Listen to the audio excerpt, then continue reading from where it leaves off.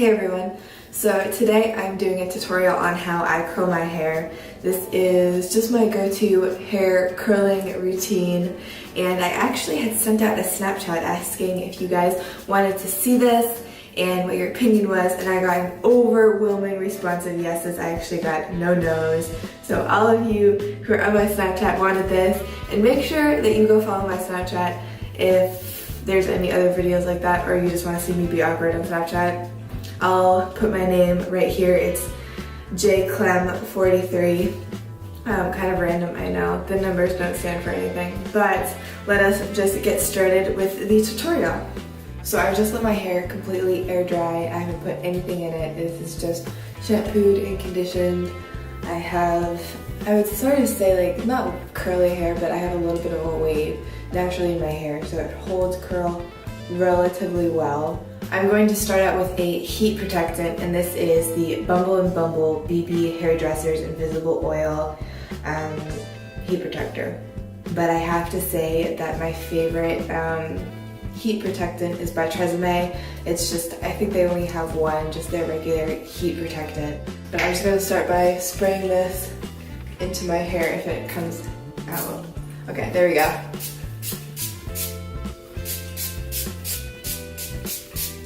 I'm in Miami right now, so I'm using all travel sizes of my typical products. I'm going to let that dry in my hair for a second. My curling iron is heated up, and the one that I'm using is the T3 Whirl Trio wand, and this is the 1.5 inch barrel. I love this wand just because it's specially made so that the ends of your hair don't get as much heat, so they don't burn. So normally what I do to start out is I find where I want to part my hair today, and I'm just going to go along the side, messy part. I'm not too picky about my parts, and I just use my finger as a guide, and I section off a piece of hair like this. I take my curling iron, I wrap it around, and I will hold this typically for 8 to 12 seconds. And then I wrap it off and I twirl it just a little bit in the direction of the curl. And then I just do the same thing again. And I like to curl my hair in relatively larger chunks because it goes by faster. And as I get closer to the back, I split it into 2 different chunks.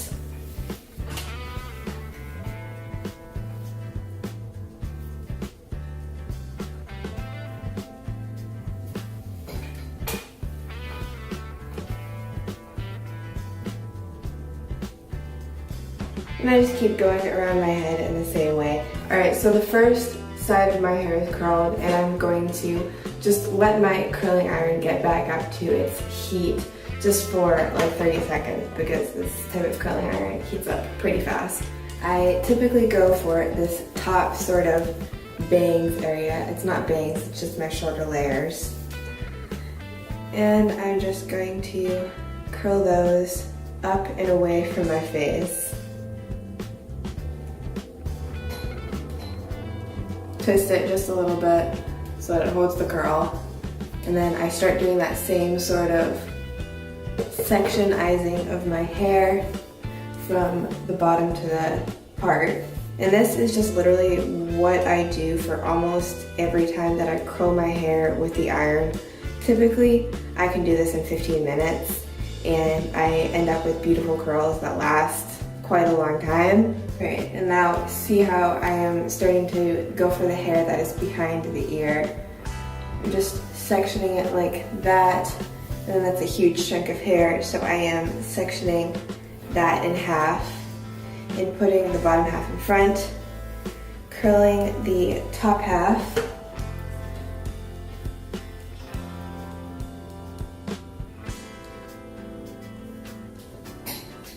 and then taking the bottom half and curling that as well.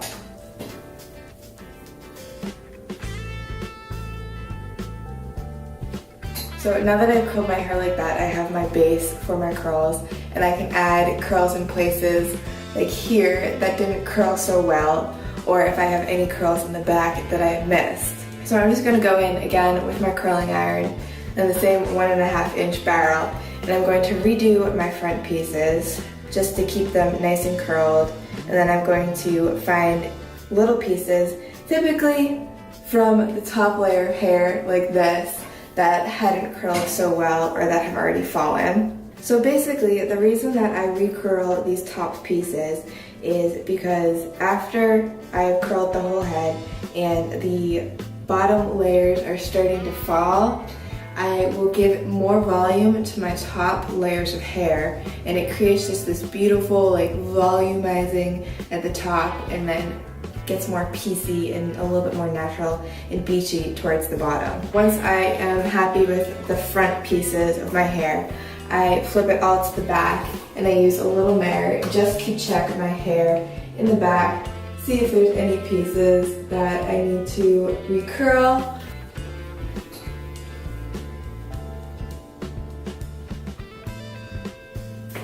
So now that I am happy with most of my curls, I'm going to let my hair cool off. This is really important for keeping the curl in your hair, because while your hair is still warm and you start fussing with it, the hair is going to start to lose the curl. And what I've noticed with my own hair is that if I spray hairspray on while it is still hot or it's still warm like this, it doesn't hold. It makes it drop because you're spraying something wet on a hot curl, and it just kind of goes away. So typically what I do while I'm waiting for my hair to cool is I will do my makeup, or I'll put together my outfit, or just text or watch a YouTube video or something. Alright, so now I've given myself a few minutes to let my hair cool down, and I'm just going to shake it out. My phone's going off. This creates a really nice texture, I think, and if you don't shake out or brush out your curls, you kind of get that Shirley Temple curled look rather than that Victoria's Secret super messy but still sexy curl. What I'm going to use is this chlorine dry shampoo. It just says dry shampoo with oat milk, gentle formula for all hair types.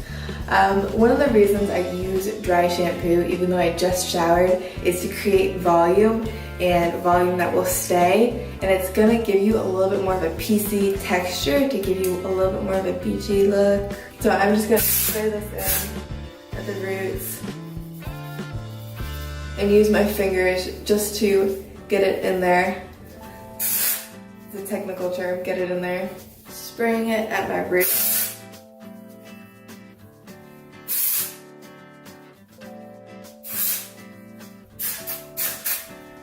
I'm just gonna add a little bit into the ends as well, just to create a piecey texture. So you can honestly stop here, or you can add a little bit of hairspray in. I'm just going to spray a teeny bit of hairspray in because I like my curls to still be soft to the touch. I'm using the Living Proof Flex Shaping Hairspray, and I'm just going to spray that into this area. I'm not going to spray it near my roots at all because I have the dry shampoo in there and I don't need any type of hairspray stuff up there.